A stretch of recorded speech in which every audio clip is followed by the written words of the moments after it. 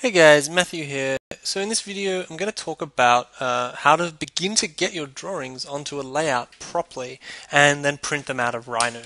So this will probably be the last video unless I realize I've forgotten something.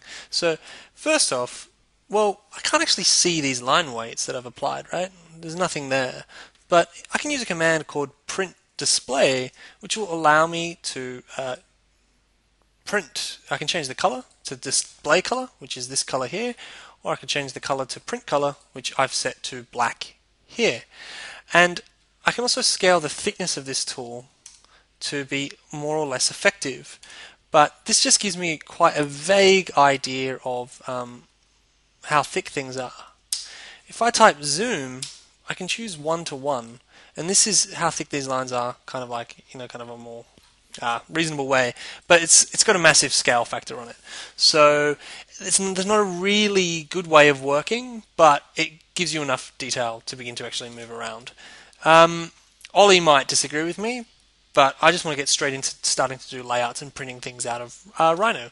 So you'll notice here down the bottom I've got 4 tabs. Your one here might say perspective, but yep, all we need to do is press this plus and we can go new layout. Sweet.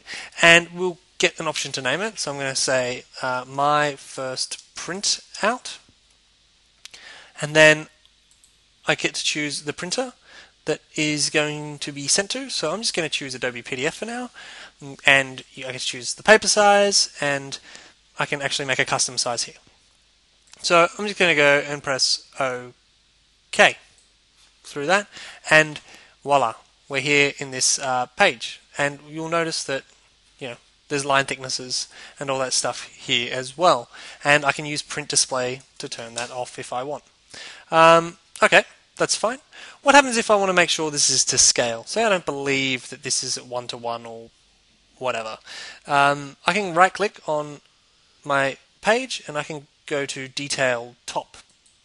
And now I can move the camera around in here. So if I type zoom 1 to 1, it'll be at 1 to 1. If I type zoom again and I choose to multiply it by a factor, so say by a factor of 5, it'll be 1 to 5. So let's just kind of get a guess of this. So 1 unit is about here on the green line. So I'm going to use my pan tool. Sorry. I'm going to use my pan tool to try and center this a bit. And then I'm going to go back to the layout. And I'm going to draw a line on the layout line that is 1 unit long. And you'll notice that it's far smaller than that. But if I made it 5 units long, it's about the same length. So I know this drawing is at a scale of 1 to 5. So that's pretty cool. So I can begin to scale things that way. Now, printing is actually quite easy. So if I type print, voila, I get all of this stuff. Now, I think you can go through this in detail on your own. It's not overly confusing. There's a line width and default line width. Like there's a default line width for things that haven't been given one. So you can actually control that and all that kind of stuff. But I'm just going to change that back to hairline. But the important thing is that we make sure that everything looks right here. You can ask for vector output or raster output. You should really never ask for raster output. You can ask for a number of copies. You can change the print color here. So I'm just going to choose print color because we set that to black for a reason. You can choose a whole... sorry, cancel. Shouldn't have clicked anything there. We always want to be printing a layout, and we can choose the view we're printing from here. Let's keep going. You can scale the drawing. You shouldn't need to do that. The layout should do it for you. And this is all good. I'm just going to press print. And because I've chosen Adobe PDF as my printer, I can just save it as my drawing.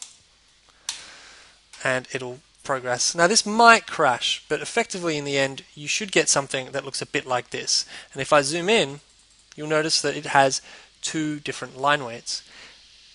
on that point, while we're here in Adobe not Illustrator, Adobe Reader, I want to draw your attention to a thing in Preferences, which is when it loads. There we go. It's on the which is called Enhance Thin Lines, and you should always turn that off. So what that does is it will make your lines thicker than they actually are.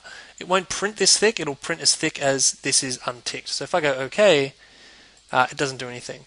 But this is quite a simple object. So with far more complex architectural objects, it would be a bit different.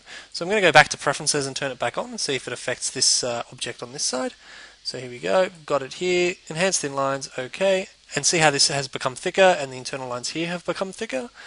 So that's what that does. So this will not print this thick. This will print this thick.